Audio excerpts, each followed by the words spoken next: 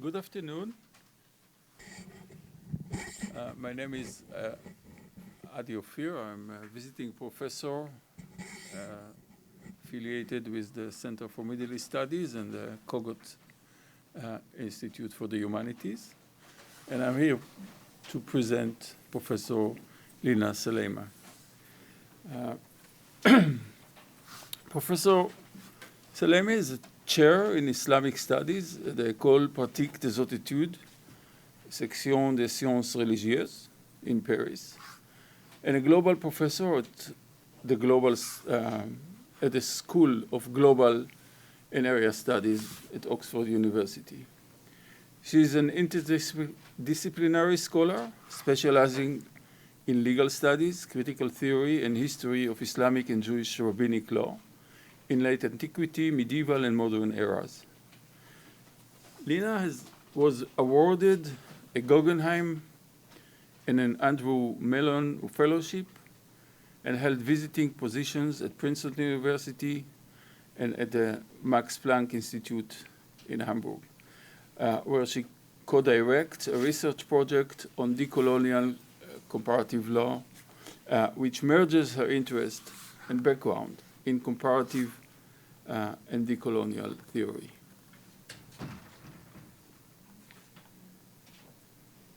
Lena earned her PhD in Legal and Islamic History from University of California, Berkeley, and her JD, Juris Doctor, from Harvard Law School.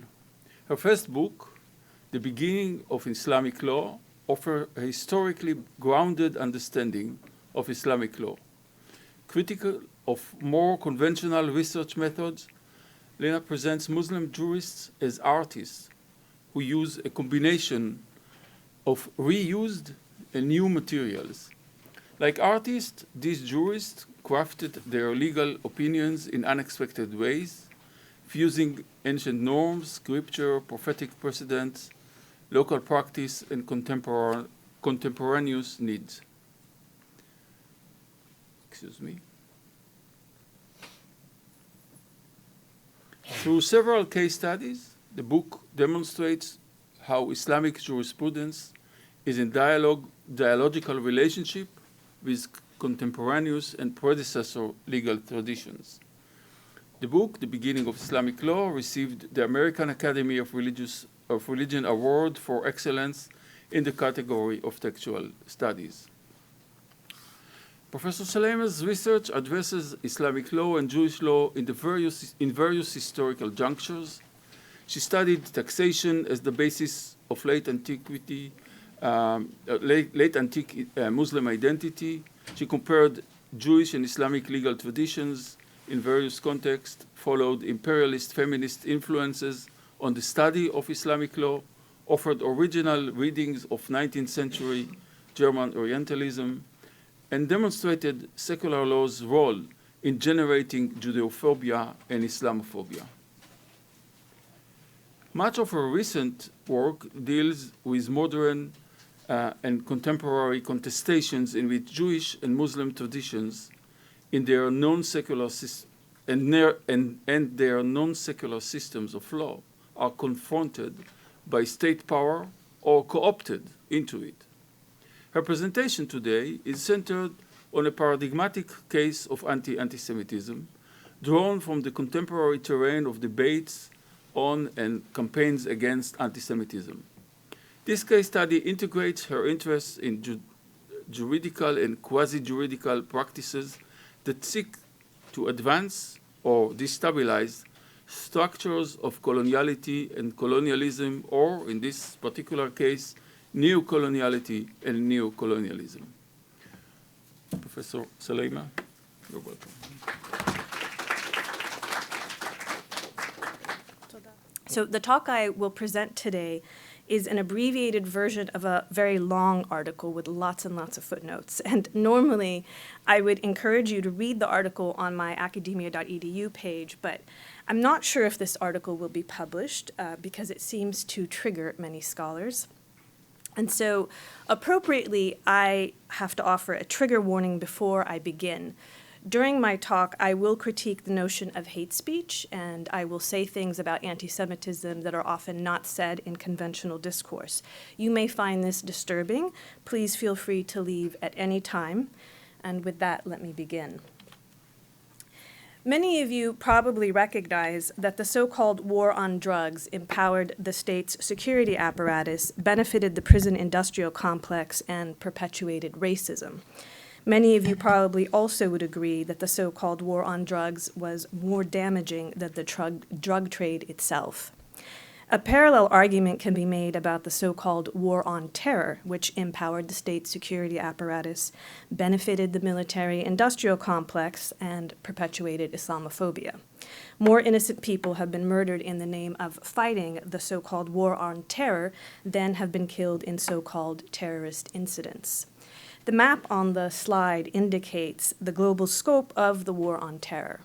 In both examples, we can appreciate that the drug trade and terrorism cause harm, but that the state's wars against them cause even more harm. So in my talk today, I suggest that we should view the war against anti-Semitism, what is also known as anti-Antisemitism, as parallel to these other projects of expanding state power in the name of security. As is the case with the drug trade and terrorism, anti-Semitism is a source of harm, but the war on anti-Semitism causes far greater harm to a significantly larger number of people. Nevertheless, this underlying argument that the modern nation-state uses the claim of a security threat to expand its hegemonic power is rather banal. I'm actually not so interested in stating the obvious. It's also rather well known that the so-called war on drugs disproportionately victimized the poor and people of color, while the so-called war on terror disproportionately harms people in the global South. A similar assertion can be made about the war on anti-Semitism's disproportionate targeting of people of color in the global North and oppression of people in the global South. However, this also seems rather mundane to me. The case study I will present today takes for granted these critical insights about the state's abuse of power and the unequal implications of war for security. Rather than focusing on these baselines, I'm interested in demonstrating how and why the well-intentioned objective of challenging anti-Semitism inevitably results in unintended or unacknowledged forms of oppression. So as I will explain, anti-Semitism, like terrorism, is a significant tool of neocolonialism and coloniality. So let me explain what coloniality is. Coloniality is a technical term used in decolonial theory among decolonial scholars that refers to a universalizing mode of thought imposed through colonial power and used to legitimate colonialism. It is not limited to areas under direct colonial control because coloniality is a form of epistemic hegemony. In my experience, it's really difficult to convey what coloniality is or how it manifests. And I recognize the difficulties of that, and hopefully we can discuss it. But basically, this talk provides a kind of dissection of a coloniality brain or dissection of colonial thinking in a neo-colonial state.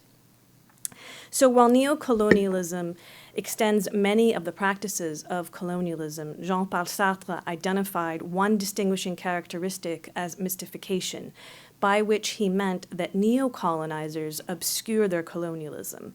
And law can contribute to the mystification of neocolonialism, for example, by portraying resistance to neocolonialism as illegal violence or terrorism.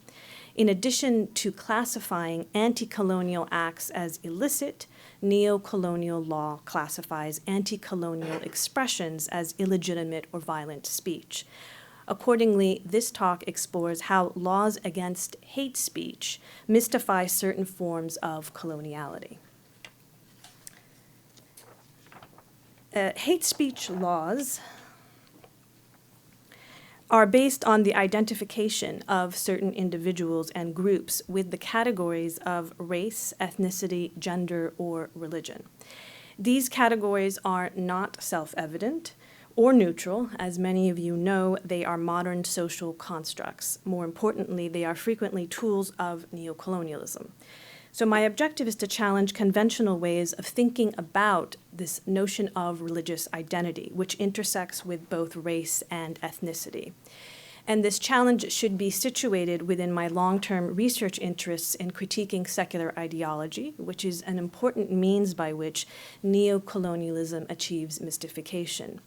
Secularism alleges that certain ideas and practices are neutral and rational, distinguishable from so-called religion. The background image on the slide is a secularization triangle, which visually represents how secularism converts traditions into religions. It's something I've written about in the past. Secular ideology alleges that religion and politics are distinct, such that religious identity and political identity may be differentiated. Colonial states contribute to labeling groups as religious or ethnic and to limiting how they participate in politics. So differentiating between religion and ethnicity is actually intertwined with colonial power.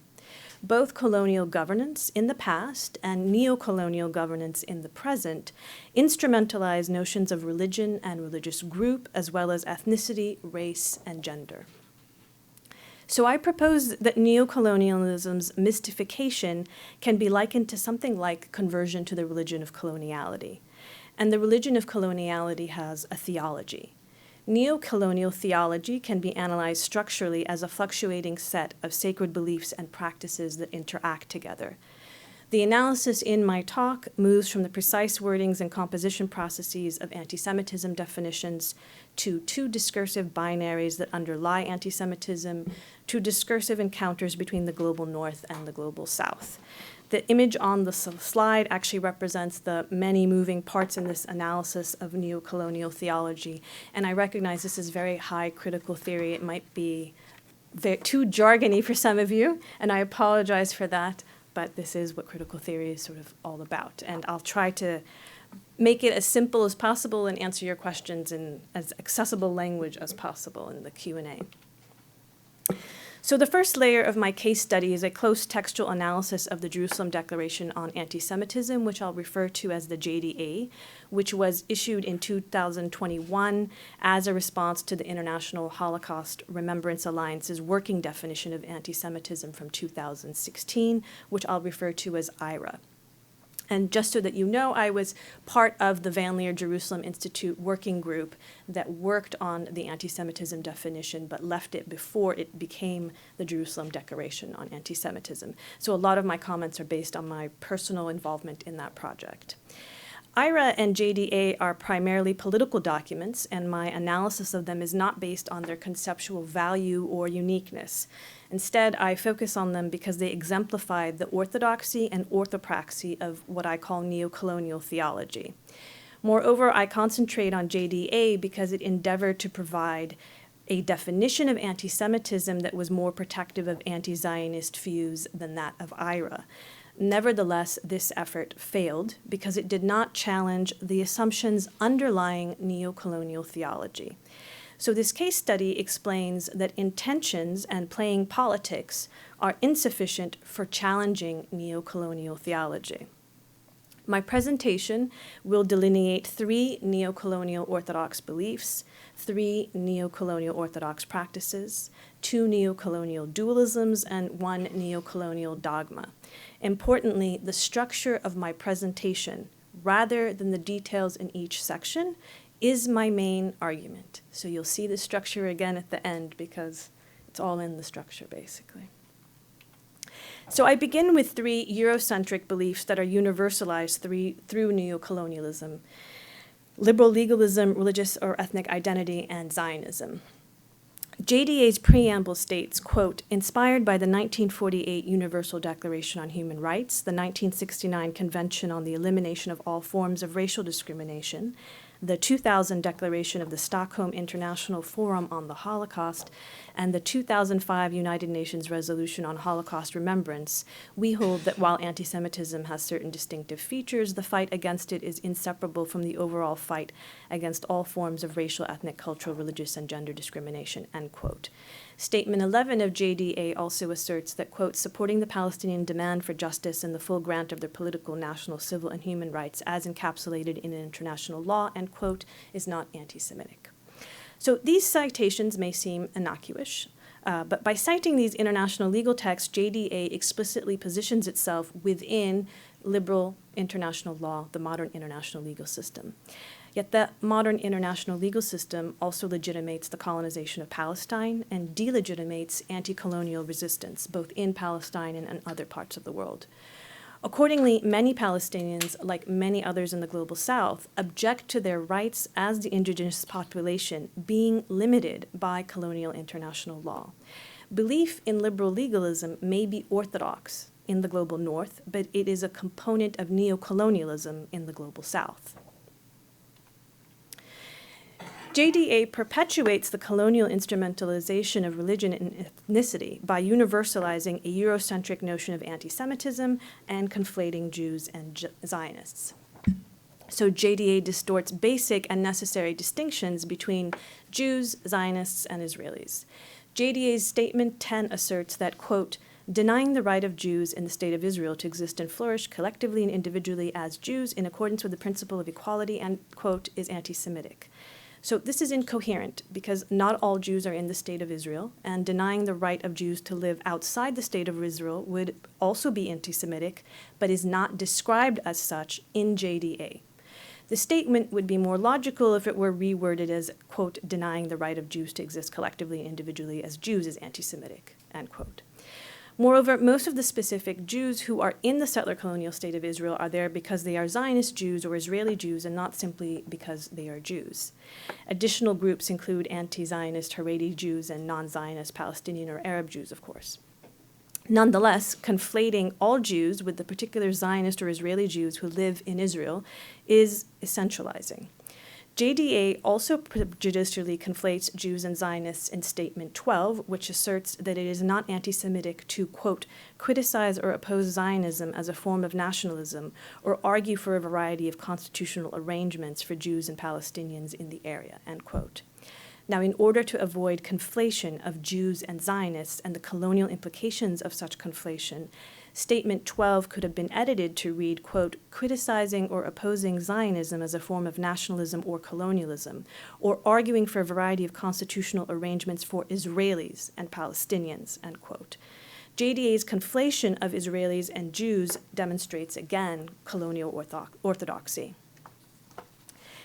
Statements 7 and 8 of JDA assert that it is anti-Semitic to, quote, hold Jews collectively responsible for Israel's conduct or treat Jews simply because they are Jewish as agents of Israel, require people because they are Jewish publicly to condemn Israel or Zionism, for example, at a political meeting, end quote. If Jews should not be asked to criticize Israel, then they likewise should not be asked to support Israel. Many strands of Zionist ideology demand that all Jews support Israel. Moreover, much current anti-Semitism comes from right-wing and proto-fascist groups in the global North who are pro-Israel, and these groups presume and expect Jewish support for Israel, which falsely associates Jewish identity with Zionist colonialism. Yet JDA effectively ignores all these forms of anti-Semitism that correspond with Zionism. So by conflating Jews, Israelis, and Zionists, JDA perpetuates neocolonial theology's inconsistent application of an anti-essentialism principle. If essentializing people is wrong, then Israel cannot be essentialized as Jewish. On the one hand, many Zionists tokenize 48 Palestinians by labeling them as Israeli Arabs, despite the well-known Palestinian resistance to this label. On the other hand, many of these same Zionists claim that criticizing Israel means criticizing Jews. Thus, many Zionists identify Israelis as not only Jews when perpetuating the mythology of Israeli democracy, and then identify Israelis as purely Jews when instrumentalizing anti-Semitism. In line with Zionist discourse, JDA selectively chooses when to conflate Jews and Zionists and when to condemn confusing Jews and Zionists. Those who conflate Jews and Zionists have no right to condemn others for confusing Jews and Zionists. Bottom line here is that the universalizing notions of religion and ethnicity in order to legitimate colonial power is a component of colonial orthodoxy. JDA's Statement 10 erroneously implies that denying the legitimacy of the Zionist colonial state is anti-Semitic. Many anti-Zionists, historical and present day, do not accept the anti-Semitic conflation of Jews and Zionists. Thus, when anti-Zionists deny the claims of Zionists, they typically do so based on the status of Zionists as colonizers, not on their identity as Jews. So without being anti-Semitic, anti-Zionists can oppose the existence of the Zionist colonial state, Zionist colonial presence in Palestine, and individual or collective claims of Zionist settlers to be in Palestine. So this is because colonizers, including Zionist colonizers, don't have the right to be colonizers. Furthermore, JDA relies on a colonial and Eurocentric understanding of Zionism in order to obscure the concrete differences and reasonable disagreements about Zionism, anti-Zionism, and Israel. JDA disregards the long and diverse history of anti-Zionism, including, of course, Jewish anti-Zionism. JDA ignores that Palestinians, many Eastern, whether Sephardi or Mizrahi Jews, and non- or anti-Zionist Jews have views of Zionism that contradict Israeli state and contemporary conventional Zionist perspectives. Thus, JDA perpetuates Israeli state policy by articulating Zionism from an Israeli Zionist perspective, which results in implicitly Zionist definitions of anti-Zionism and anti-Semitism. Zionists, anti-Zionists, and those in between have dissimilar understandings of Zionism and anti-Zionism. So these three orthodox beliefs in and about liberal legalism, religious identity, and Zionism overlap. In the global north, rejecting one of these beliefs suffices for branding someone as a heretic. So let's move to neocolonial orthopraxy. Neocolonial states justify their violence by exaggerating security fears, declaring urgency, and unethically imposing their strategic objectives under the guise of legality. Neocolonial orthopraxy refers to practices that imitate the state's procedure by enacting the state's ethos of urgency, its secularism, which means excluding ethics, and its law, or performing legality. So in this section, I'm going to outline a three-step neocolonial orthopraxy, and I argue that the individuals, groups, and institutions involved in the JDA followed it. Echoing the emergency declarations of colonial states, many of the individuals involved in composing JDA claimed or perceived a state of urgency, either an increase in anti-Semitism or an increase in censorship of anti-Zionist views. Empirical evidence cannot prove or disprove their claims because the statistical evidence, which is insufficient and biased, must be analyzed contextually and critically. Rather than presenting an empirical claim, I propose that neocolonial theology generates a perception of urgency. The authors and supporters of JDA imitate the neocolonial state's discourse of security. In other words, we should situate popular fear of new anti-Semitism or censorship of anti-Zionism within wider national security fears. Global North states heighten fears in order to justify their ever-expanding security measures, which benefit political elites seeking more power and the military-industrial complex seeking more profit. So in order to recalibrate, one must examine both new anti-Semitism and censorship of anti-Zionism from the perspective of the colonized. Neither new anti-Semitism nor censorship of anti-Zionism is relatively urgent when compared to the ongoing violent colonization of Palestine and the Palestinians. The settler colonial occupation of Palestine is an urgent problem that neocolonial theology normalizes as intractable and even mundane. So the declaration of urgency that animates both the anti-Antisemitism movement and anti-Zionist victims of censorship is actually a manifestation of neocolonial orthopraxy. The first procedural step of declaring urgency functions as a justification for the next procedural step, which is excluding ethics. JDA's authors composed documents that could have significant legal ramifications, but they lacked sufficient legal expertise, particularly in freedom of expression. So this is reflected in their imprecise texts, which are quasi-legal, to use Rebecca Gould's terminology. In terms of endorsement, JDA involved unethical manipulations. A group of scholars with some expertise in anti-Semitism initially composed a text that JDA's organizers then modified against the wishes of many members of the initial group in order to appease some signatories, most of whom have no specialized knowledge of anti-Semitism. So the unethically modified version of JDA explicitly conflates anti-Semitism and anti-Zionism. JDA's conveners solicited signatures with the good intention of producing a document powerful enough to replace IRA. However, good intentions are not enough. While politics and ethics overlap, those involved with JDA prioritized winning endorsements over ethical clarity. I contend that it is unethical in our contemporary moment to define anti-Semitism without differentiating it from anti-Zionism or recognizing its relationship to Zionism. Explicit demarcation is not actually that difficult. Unlike Judaism, Zionism is a modern political ideology that legitimates establishing a Jewish majority nation-state. Supporters of Zionism are known as Zionists. Not all Jews are Zionists, not all Zionists are Jews. Unlike Judaism, which is a tradition, and Zionism an ideology, the State of Israel is a modern political entity. Despite its claims to the contrary, the Israeli state does not represent Judaism or Jews because no state can represent non-citizens, and not all Jews support the State of Israel. Notably, Israelis and Zionists can also be anti-Semites. It's ethically necessary to elaborate these distinctions, and JDA simply avoided doing so. Neocolonial orthopraxy declares urgency and excludes ethics in order to set the stage for a performance of legality. Legal specialists did not author JDA, but the authors implicitly presumed that existing laws against discrimination are insufficient, that specific limitations on anti-Semitic expression are necessary, and that the authors of JDA were qualified to provide such limitations. JDA was not subjected to processes of domestic or international legal validation or legal vetting. Indeed, JDA's legitimacy rests on the reputational power of elite scholars in the global north. JDA identifies itself as a, quote, non-legally binding declaration that is an alternative to the IRA definition, end quote, and is available, quote, for monitoring and combating anti-Semitism as well as for educational purposes, end quote. Nonetheless, combating anti-Semitism commonly involves the force or threat of law. JDA is not legally rigorous, and the authors did not explicitly prohibit its usage in legal settings for the curtailing of rights.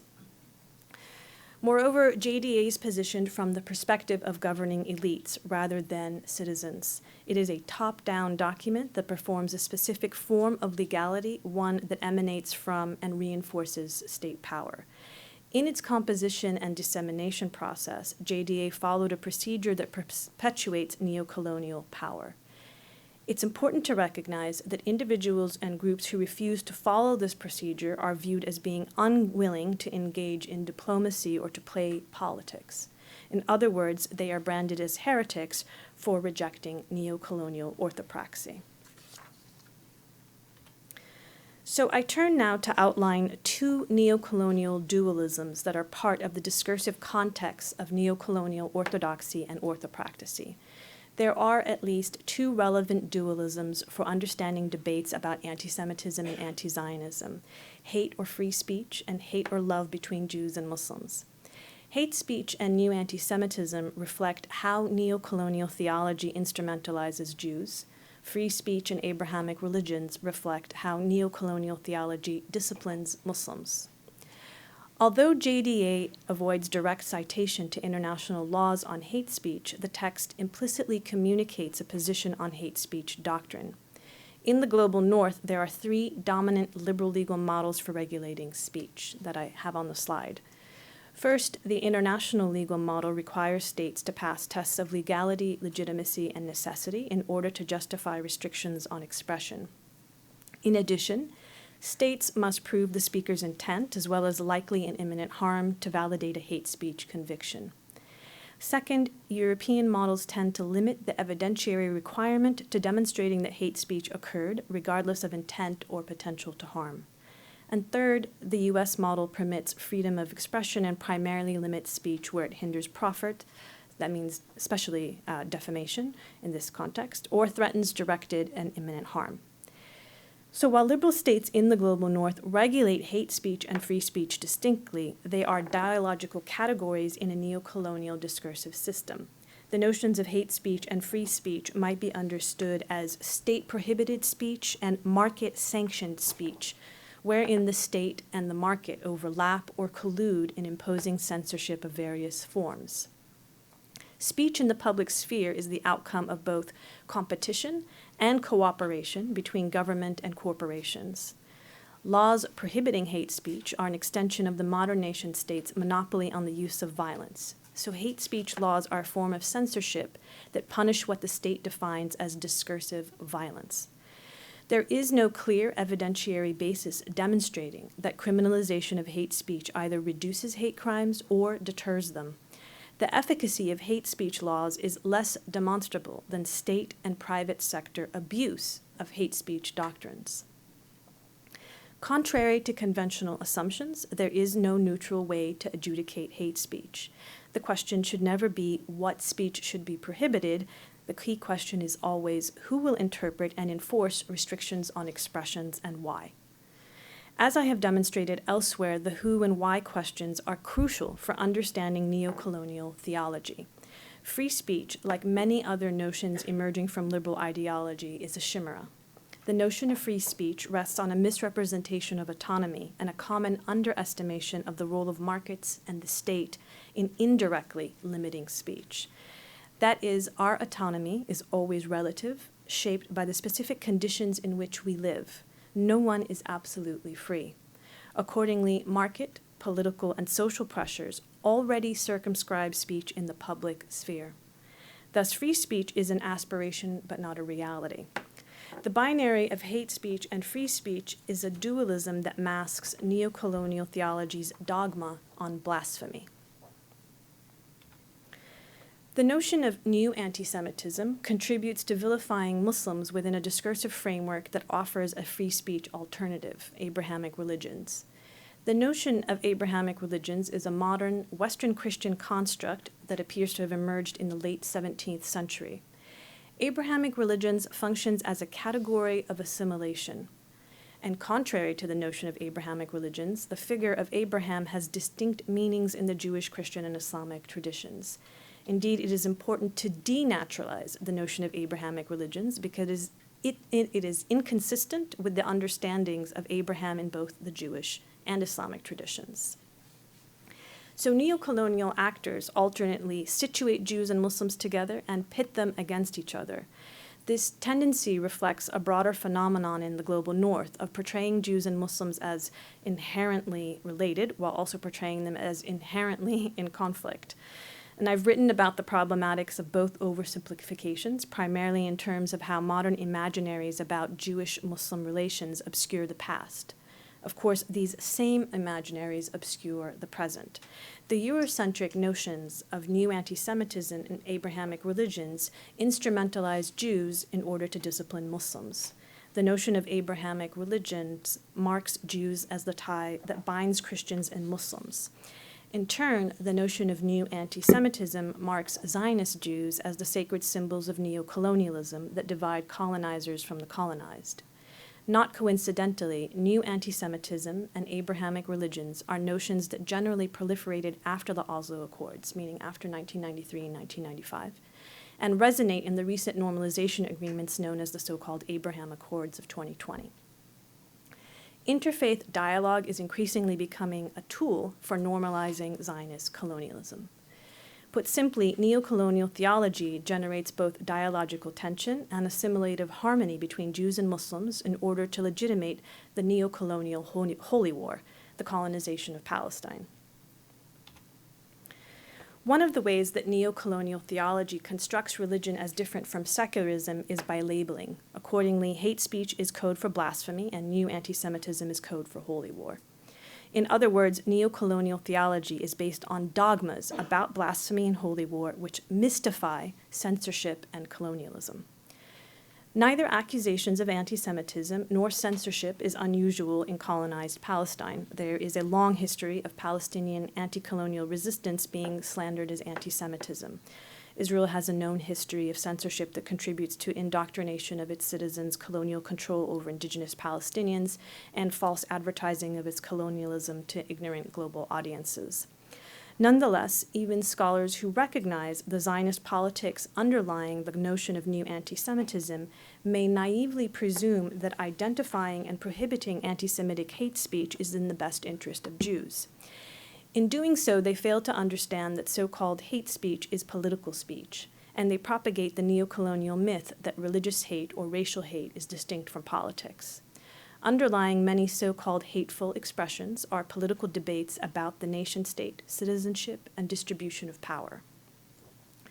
Moreover, hate speech laws are hypocritical and are inconsistently applied in order to advance state or neocolonial power.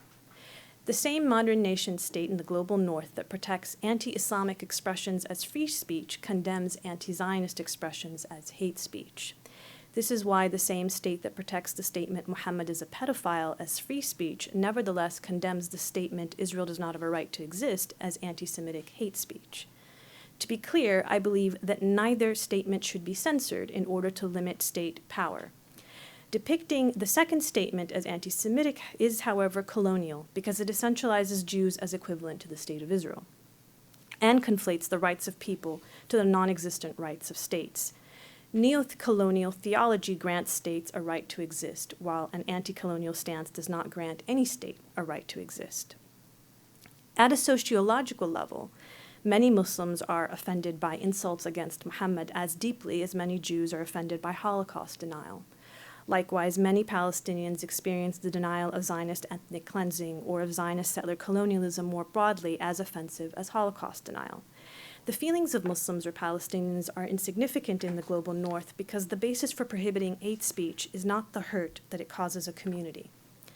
Contemporary European states do not recognize anti-Muslim, anti-Islamic, or pro-Zionist expressions as hate speech because they are not forms of discursive violence against global north states or their colonialism.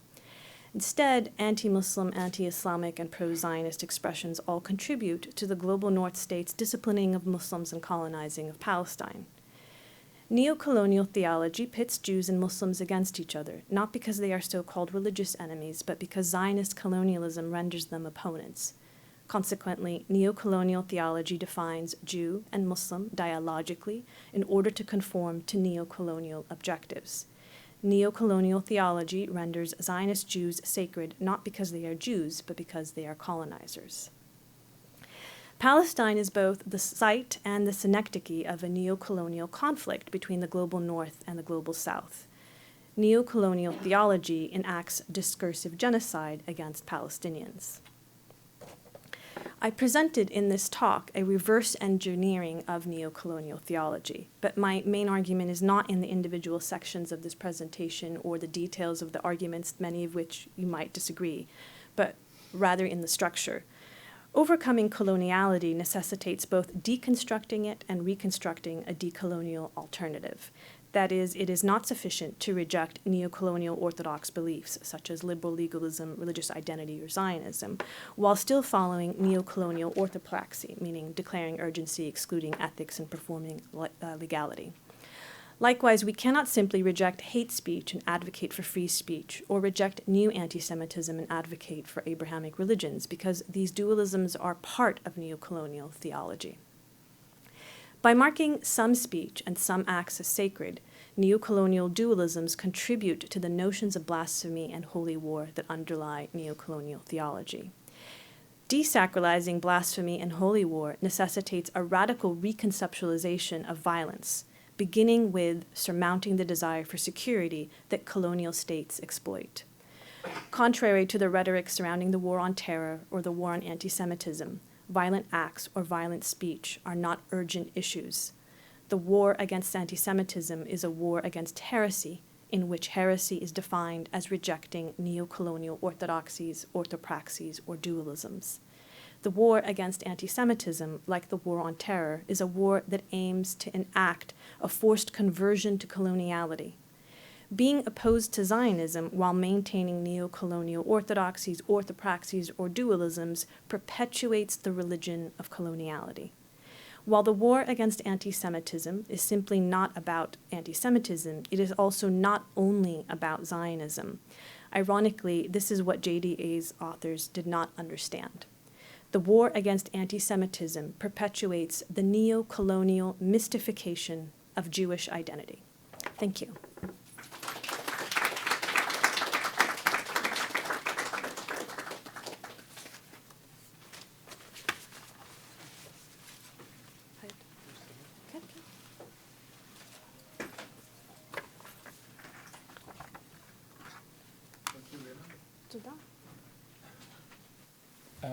We'll take questions. The floor is open for questions. Thank you for coming to speak. Thank you. So I was able to follow along for most of your article, and I found it very well constructed. I came ready to pick it apart, but I found it actually well constructed. The article, you read the article, or you mean the presentation? Your presentation, my apologies. Okay, sorry. So the one thing I was interested in is your argument that hate speech is inherently political because of the Eurocentric dichotomies of how people separate religious, ethnic, and political identities. Even if hate speech is political, and the politicized is not necessarily something that should be pushed back on in the same way of ethnic, religious, the ways that the European states are separating these as this is valid and this is not. Isn't hate speech as political action still inherently dangerous to some extent if it is political? Because a lot of historical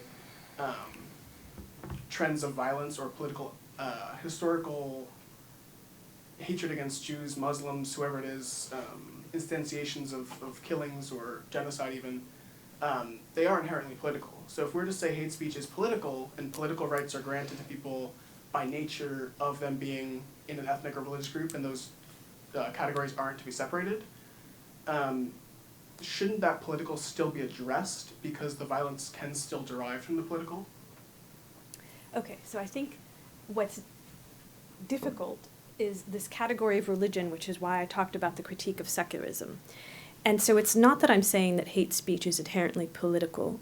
I mean, it is, but that's not the point. The point is that your attempt to differentiate between a category of religious or ethnic identity versus political speech is false. It's a mythology. You can't actually make the distinction between those two things. Do you see what I'm saying? That when you try to sort of make a claim that this is a statement that is racist or this is a statement that is against a particular religious group, you're making a political claim, and you can't actually differentiate that from a claim that's, for example, I'm against the war, right? Those are all political forms of expression. There's a secondary argument about the question of whether or not you should ban hate speech, right? Which I presented a series of arguments about. Obviously, in the U.S. context, we know that the traditional pre-contemporaneous position of the American Civil Liberties Union was to protect free speech, even if it was horrendous free speech, meaning even the free speech of neo-Nazis, because the principle that they aimed to protect is that the state shouldn't be involved in policing speech, since that will inevitably lead to all sorts of forms of marginalization and oppression. Do you see there are two separate arguments. One is about the conceptual category of what constitutes hate, and that's the category that I'm saying can't be defined neutrally. Mm-hmm. Does that answer your question? I guess, just as a follow-up, I think I understand, but, thank you. So,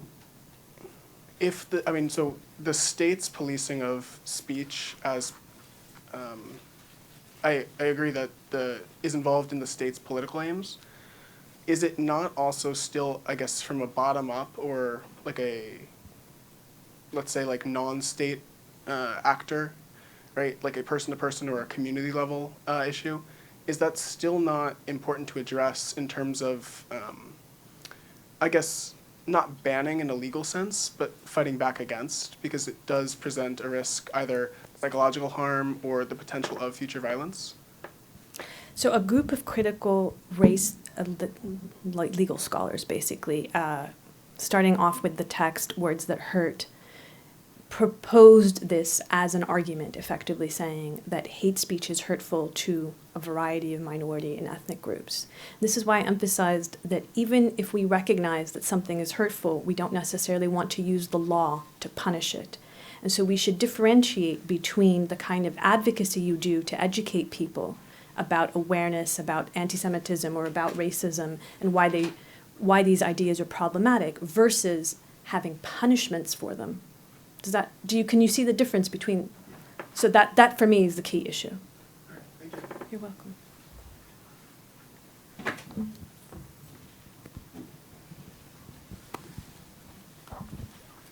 Hello, can you hear me well? Yes. Thank you for your talk. I guess I wanted to ask you, and I'm trying to formulate this in a sensical way. I'm curious about the kind of ethical and epistemic stance that one has to have, or should have, in order to see your version of the argument. Why is it, for instance, that I shouldn't want the law to regulate the question of hate speech? Why should I pay attention to the structure of your argument as opposed to the parts of it, even though I personally find the parts convincing? What you're trying to say by saying focus on the structure and not the argument? What kind of a person or subjectivity is supposed to be concerned with state power and with discourses and practices that allow the state to exist, but also to further its sovereignty and its power over citizens and individuals in the world? Thank you. Okay, so let's talk about the first question again, because I know that this is hard. And I've, as a disclaimer, worked at the American Civil Liberties Union. So my position on this is probably the conventional, old school ACLU position. You don't want law to punish hate speech because you don't want people to have the power to define what hate speech is, because it will be used against you one day or another. Meaning that if you give the state or the state's administrative functions the power to define what hate speech is, it will be used at some point to silence people who are critical of the state. It won't only be used in ways that you think it will be used effectively. Does that make sense? I mean, it's a very simple point, but I can't emphasize how significant it is, because I think the way that a lot of people think is, well, now the Democrats are in power, and so you can do X, Y, Z, but imagine if the Republicans are in the power and you don't like Republicans, for example. Do you want them to have the power to define what hate speech is? You need to find a principle that works across time, regardless of who happens to be in power at the moment. And so the principle clearly would be, you shouldn't regulate hate speech. You don't want to prohibit hate speech because it's only going to lead to quashing political dissent. So that's on the first point. The second point, and thank you for asking the second question about the structure. The reason why the structure is significant is because, as I mentioned at the beginning, I was part of the Van Leer Jerusalem Institute working group that worked on an anti-Semitism definition. Before then, it turned into something else. And I think that for many members of that group, they entered the process with very much a good intention of wanting to make more room for anti-Zionist speech in order to counteract IRA's conflation of anti-Semitism and anti-Zionism.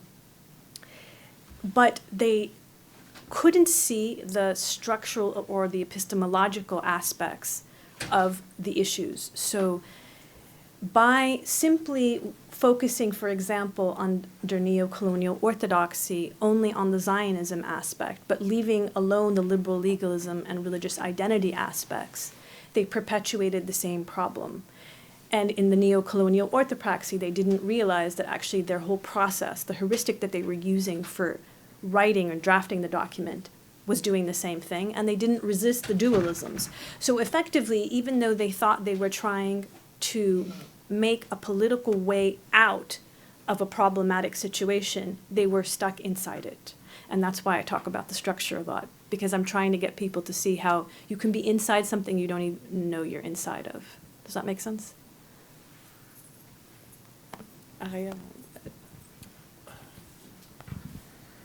Thank you so much for this very interesting presentation. I would like to zoom out a bit from the example on Palestine and Israel and think about how to deconstruct coloniality, as you said, and because I'm wondering also how kind of like this term of anti-colonial colonialism, and how like movements that consider themselves anti-colonial still argue in a decolonial way or use decolonial theory for their arguments still are within this like same coloniality or thinking of coloniality. And yeah, I would just wanted to know if you have like any recommendations for readings on that topic. So Walter Mignolo has written quite a bit on this issue, as you probably know. It sounds like you're familiar with the literature, in which he talks about how anti-colonial actors often try to change the terms of the conversation without changing the subject of the conversation itself.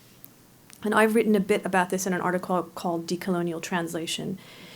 He's also written about the concept of translanguaging, in which he advocates with Frederica Schwari, I think, in which he argues that you have to find an alternative language to speak with others that doesn't only go against the dominant language as being just sort of anti, but actually creates reconstructively something that's an alternative.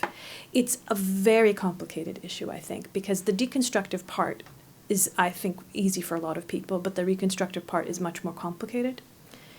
And I would say that it begins with specifics. A lot of what I was trying to do in this presentation is show the deconstruction and show how there actually is an alternative way of speaking about these issues. But especially Walter Mignolo, he's like advocates for some, which I find quite questionable movements, for example, who are who have like some anti-Muslim sentiments, for example, in India. So I wonder kind of like, yeah, I really liked what you did with showing how like, because then this idea of it's becoming impossible. You cannot construct anything besides coloniality. Like this is also to me a very neoliberal idea that like there are no alternatives, right? So yeah, I mean, I really like that you showed in a very simple way that you could like change simple wordings and then that would have a really big effect already. Thank you. Thank you for that. Yes, and absolutely, I do not advocate that you cannot exit out of coloniality. I think it's a very problematic and too cynical way of thinking.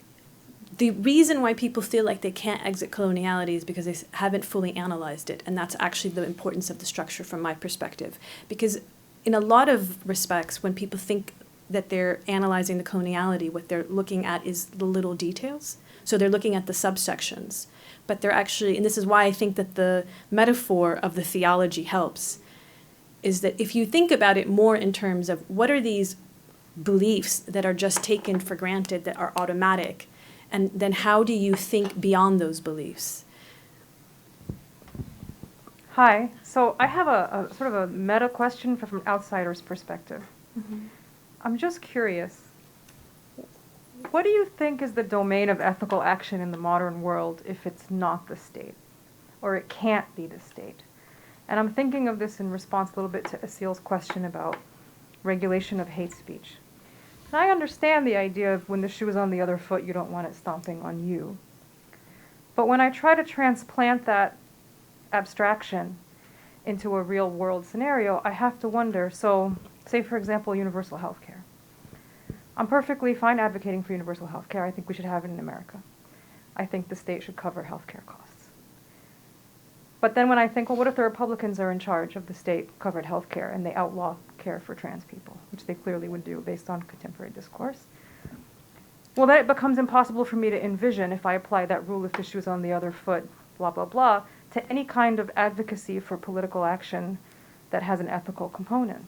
So I wonder, is it your view that the domain of ethics is simply not the state, in which case, what is law for, if not for helping do those sorts of things? I'm just kind of curious as to where any kind of principled action can exist in relation to the modern state, if, as you say, it's either inherently corruptible or potentially a slippery slope into something that might be contradictory to the ethical action that one is trying to create in the first place. Okay, there's a lot going on in that question, I have to say. There's multiple layers in it. So first, let me explain that I wouldn't say that the state is inherently corruptible, because I don't believe in essentialism, and so I wouldn't say that anything is essentially anything. I do think that anyone should be concerned about the modern nation state's abuse of power and the fact that it is more powerful than any state in the history of mankind, right? There is no precedent to the kind of power that modern states have between surveillance and military, et cetera, et cetera, et cetera. So that's one concern. There's a different issue about politics that I think is an important one that you're presenting. But the way that you presented the question, I think it's it's very American, right? Of that, what about the Republicans? Yeah, no, I don't mean it as an insult. I mean that effectively, Americans, especially at this moment in time, are totally afraid of the political process, right? I mean, they don't want a political process to follow through because they live under this trauma, to come back to our discussion, of Trump. And so, but this is where the danger is, because effectively what we're seeing happening now is Democrats supporting and proposing that private companies censor speech. We are seeing civil liberties being curtailed over and over again in the name of security, effectively. And so this is why I emphasized, try to shift away from a position in which you start from fear and then think about political action, and instead think about how you do ethical politics vis-a-vis a situation in which you're not coming from that place of fear, but actually thinking long-term about your objectives. And I don't know if that helps you, but I think that the fear is itself the problem. I think actually what I'm saying, I have no issue with kind of being completely anti-statist or somewhat anarchist at this point, given what you say about the unprecedented kind of monopoly on power and force that states have, and the way they exercise it with a kind of market ideology as opposed to any kind of ethical framing. I think what I'm asking is, given what you say about the nature of modern states, is there no perceivable or conceivable domain for ethical action within a modern state framework, in which case we need to build it outside? Is that what you're saying is required? I would say that you have to do both, meaning that you need to pursue ethical action in your own circles within the spaces that you have, and also look for alternatives. Hi. First of all, thank you so much for being here today and giving this amazing presentation. In current contemporary discourse, there's this notion of a civilizational clash when discussing anti-Semitism in relationship to Israel-Palestine, that it is inherently a clash between Islamic or Muslim culture, which is the gross stereotype, with quote-unquote Jewish or Judeo-Christian culture. And I was wondering, how do state-like definitions of anti-Semitism, such as IRA, kind of perpetuate this civilizational clash and this overarching image? Okay, so the way that both IRA and JDA perpetuate that notion of a civilizational class is effectively in both participating in the neo-colonial mystification of religious identity, as I showed on this slide, but also in defining Zionism from the perspective of Zionism, rather than defining Zionism from an analytical perspective, right? Not that anything is neutral, but that there is a gap and a difference between those two. Does that make sense to you?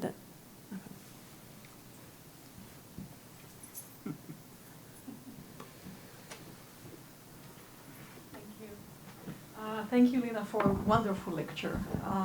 Really grateful. First of all, I don't want to drop coloniality in the same, accelerated mode that we can. And I'm grateful for you to bring this discussion into the sphere of coloniality, because we tend to relate to the state of Israel outside of the settler colonial states, right? We don't tend to relate to it in this context. And I think that bringing this conversation about anti-Semitism, anti-Antisemitism back to the sphere of coloniality is fantastic, and this was a comment and a gratefulness. To that. Then my question would be, actually what you say is that we don't want to integrate, hate speech and into the sphere of punishment, into to expand the power of the state to punish and to exercise violence.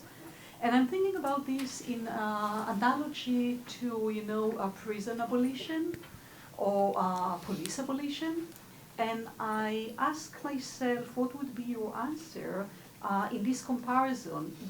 Because you are not speaking about reforms, right? You're speaking about abolition. But what would be abolished? in continuity with Nancy's question about state abolition or not, how would you think about the term abolition in relation to what you presented? Because you will not be satisfied with any reform in this context, right? It's more than that. It's about abolishing the power to punish for those whatever, and to integrate it into the law and into the state. And the second question that I wanted to ask you, you ended your lecture with that actually what it contributes to is the mystification of Jewish identity. Mm-hmm. And again, I'm grateful for saying it, but my question would be, why not to speak about the colonization of Jewish identity? Because actually the Jewish identity, whatever is a Jewish identity, but the Jews were colonized in North Africa, in the Middle East, in order to bring them into the European sphere, out of which they could be converted into Zionism. So I wonder about, and I want to hear more about the use of the term mystification that is key to several steps in your argument, but also in relation to the Jewish identity, because I think that we have also to bring the Jews into the sphere of coloniality. Because as you showed, this conflation of the JDA between Jews, Israeli, Zionist is part of the colonization of the Jews. So thank you. Okay, so first on abolition, I do think I'm saying abolish hate speech, right? I am saying just get rid of the whole concept because it's far too problematic. I wouldn't take a position on abolition of prisons or what was the other one? Police? Yeah, I mean, I think that I'm not interested in the essentialism of it, so I wouldn't make broad generalizations about these issues. I think that these are the kinds of decisions that should be decided through democratic processes in small communities. I'm not acting or speaking from the position of a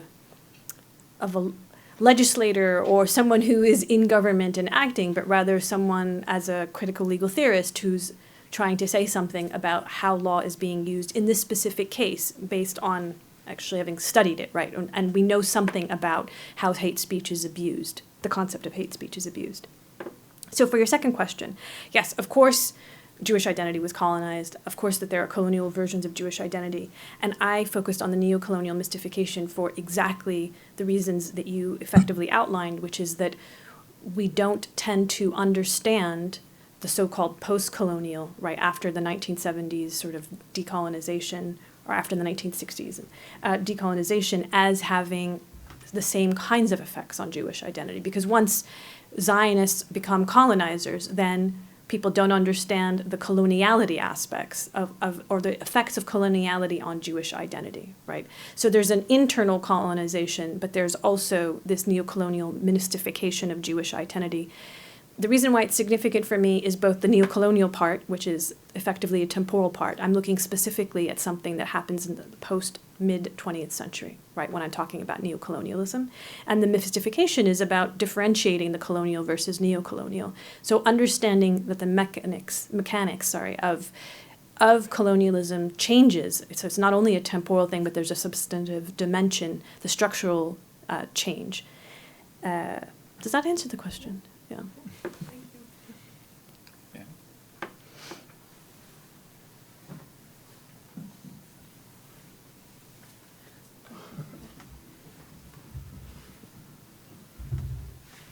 Thank you for speaking with us today.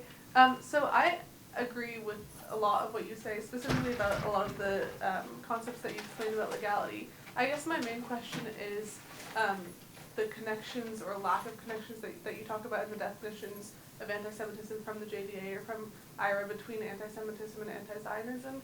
I 100% agree that not all Jews are Zionists, that not all Zionists are Jews, but I do think that there is a connection that exists in both from Jews from non-Jews between those two concepts when it comes to, violence that happens in Israel resulting in a rise in anti-Semitism across the globe, many, many other examples that exist. So I guess what I'm wondering is, do you see a connection at all between anti-Semitism and anti-Zionism?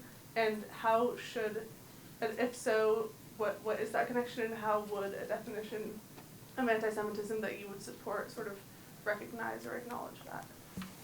So, of course, there's a connection between anti-Semitism and anti-Zionism, but there's also a connection between anti-Semitism and Zionism, right? So it's not that there's only a connection between anti-Semitism and anti-Zionism, because we know that there are lots of Zionists who are really anti-Semites, right? That these sort of proto-fascist right-wing groups that are pro-Israel are both anti-Semitic and Zionist.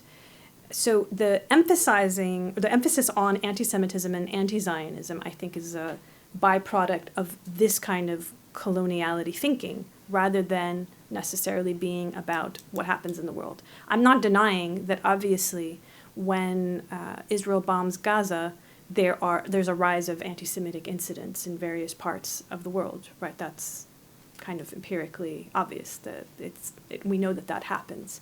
But knowing that happens doesn't then mean that we should define anti-Semitism as anti-Zionism, right? That's not. We can recognize that sociologically people confuse those things, but actually that, I think, means that the burden should be on us to more clearly distinguish the two, right? Right. I'm not arguing that we should say that they're the same thing at all. I don't think. Yeah, they're the same I understand. Thing at all. I guess just whether there are connections between the two, and whether people often, like, associations that are made between the two should be acknowledged in a definition of anti-Semitism, or whether there should be discussions of Israel-Palestine in the context of anti-Semitic acts and anti-Semitic concepts. So I don't actually believe in a definition of anti-Semitism, to be totally honest with you. Just to be clear, I don't think it's necessary to have a definition of anti-Semitism, because I think it gets into all of these kinds of problems. I think that the group could have offered a differentiation, a clarification of anti-Semitism and anti-Zionism. That could be useful, because I think people conflate the two and don't understand them.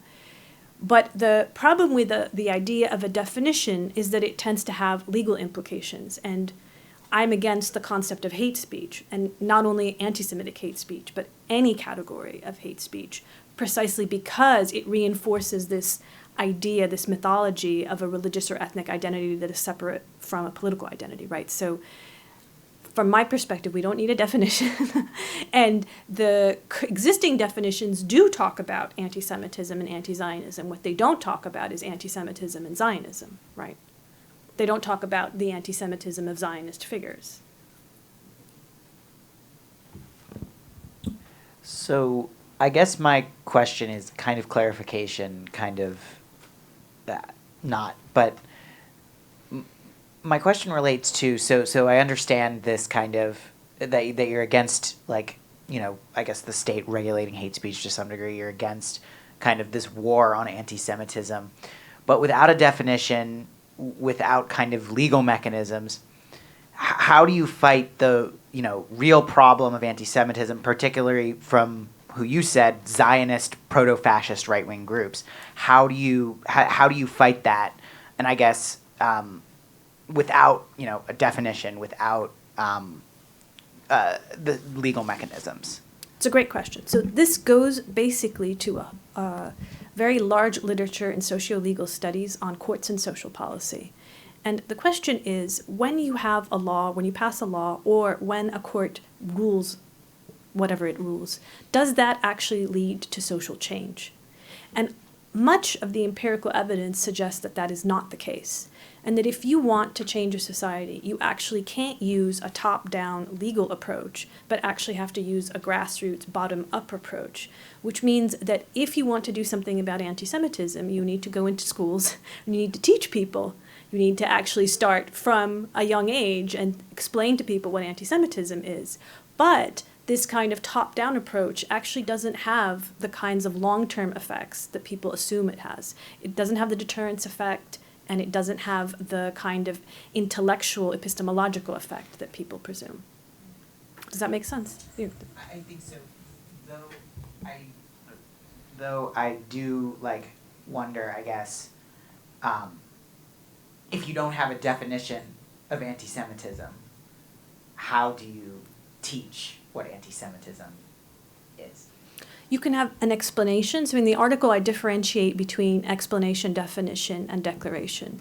And the group could have easily given a kind of an explanation. But what a definition tries to do is be legal. It's a quasi-legal concept because it tries to categorize and then define in a limited way what anti-Semitism is. And that's where then you get into problems. And just so on the previous question, if you're interested in the question, there's a book by Gerald Rosenberg that looks at the effects on Brown versus Board. A lot of people think that desegregation happened as a result of that case, but the empirical evidence suggests actually that that's not the case, that desegregation was already a process and that the court was actually responding to social changes rather than imposing one. And we know the effects of this, for example, on the debate about abortion in the US, right? That if you have a court-based decision that goes against popular opinion, what you actually do is create bipartisan polemics rather than actually building support for something. So you can see these dimensions. I don't think it's too off to say that the top-down approach doesn't work well. Thank you. The framing and the structure are very helpful for thank you. someone as confused as I am. But I want to add another variable as a question. There's a great deal of evangelism that is part of this conversation of anti-Zionist, actually, the settler colonial Zionism of Israel. And how does that fit into your structure? There is evangelical support, not only financial and politically, but also buying pieces of land in the colony and supporting politically and financially local Zionist government activities, not only through U.S. Foreign policy. So I think that I didn't say anything that would in any way contest evangelical Christian Zionism, right? Because actually what I'm trying to do is break the theological sort of assumption that Zionism and Judaism are related, right? So that would just fit into the Zionist agenda and mindset. Yeah, and also this is clearly why we need to differentiate between Zionism and Judaism. Yeah, that's why I thought that might be a good example. Yeah, thank you. May I ask a question? Better. So I found it really interesting that most of the discussion centered on state-related issues. And a good theory of the state and its power, as you indicated, and its history, and its contemporary history, is very much at stake here. What the state can do and what the state does just because it can do, and so forth. And coloniality came into the fore only because we have a case somewhere in Palestine where there is colonization going on. How do you understand the relationship, actually, between the epistemic colonial or neo-colonial structure and the state? Is the state simply the instrument of some this larger historical structure, or is neo-coloniality apart from Israel? If we look elsewhere, where anti-Semitism and anti-Zionism are at stake, is coloniality or anti-coloniality just at the ideological level, and the state, and they belong to the state as part of the ideological state apparatus? What's the relation between neo-coloniality and the state? Okay, so as you know, I don't want to centralize the state as colonial, the modern nation state that we're talking about specifically. So I wouldn't say that every state is necessarily colonial. I would say that coloniality is a dominant ideology in many states. And my objective with the introduction was pointing to how the state uses these particular ideas about security in order to pursue a colonial agenda. Coloniality doesn't obviously exist only in Israel or only on this topic because it's a broader epistemology. And since we talked about this a little. The example I thought about that might help with this is that most of us, if we do kinds of word association games and someone says black, we kind of automatically think white. This is something that is in our epistemology that we think about.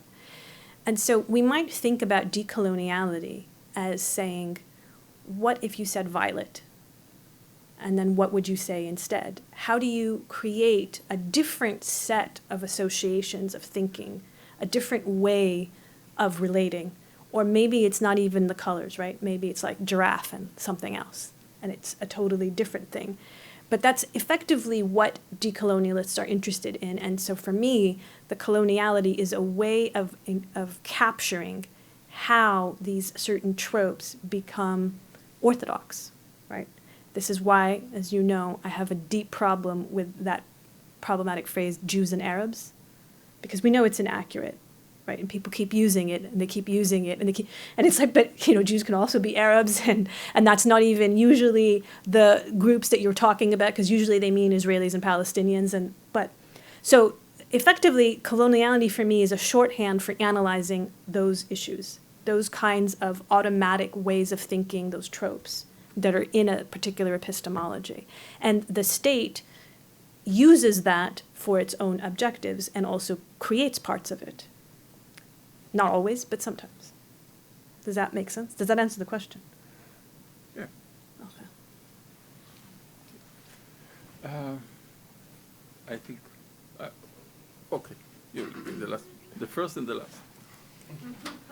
So I'm totally with you on the idea of neocolonial state violence, and I understand how this is a big problem, especially for marginalized people globally. I'm curious, so if we're thinking about neocolonial states, right, violence against Jews in those states, which if we look just at Europe, Jews have historically suffered a lot more violence in Europe at the hands of these kind of states than they have in the Muslim world or the Arab world, which had a lot less violence, especially pre-1948.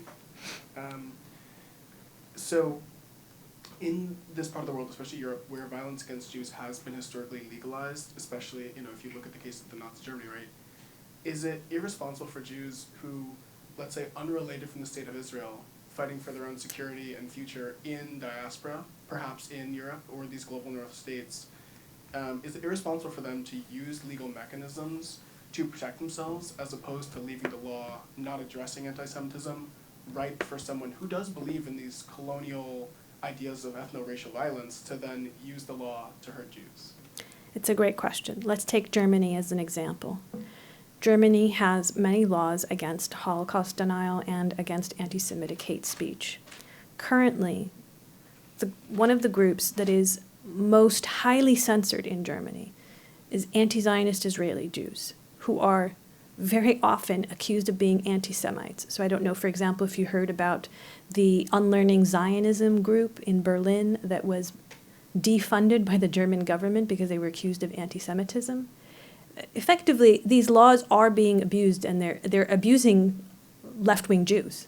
They're not only because they're also being used to silence pro-Palestinians and Arabs, but there's quite a number of lefty Israelis who have been targeted by these rules. So I understand, again, the intentionality, but the point is that you're effectively giving a loaded gun to the state and then saying, don't shoot me. Thank you very much. Thank you, Lena. Thank you all.